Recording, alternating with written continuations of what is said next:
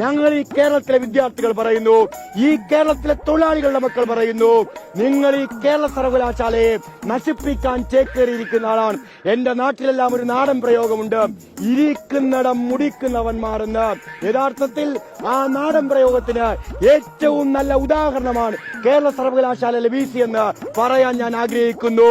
ഇരിക്കുന്നിടം മുടിക്കുന്നവനാണ് മോഹനൻ കുന്നുമ്മൽ, ഇരിക്കുന്നിടം മുടിക്കുന്നവനാണ് മോഹനൻ കുന്നുമ്മൽ, ഇരിക്കുന്നിടം നശിപ്പിക്കുന്നവനാണ് മോഹനൻ കുന്നുമ്മൽ.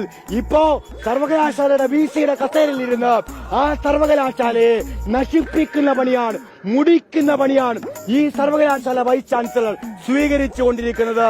അതുകൊണ്ട് ഇരിക്കുന്നിടം മുടിക്കുന്ന പണി സർവകലാശാല വൈസ് ചാൻസലർ അവസാനിപ്പിക്കണം. ഈ കേരളത്തിനകത്ത് ഈ കേരളത്തിന്റെ പുരോഗമന വിദ്യാഭ്യാസ മേഖലയെ തകർക്കാൻ ഈ VC നടത്തിക്കൊണ്ടിരിക്കുന്ന എല്ലാ പരിശ്രമങ്ങളെയും ഞങ്ങൾ പരാജയപ്പെടും.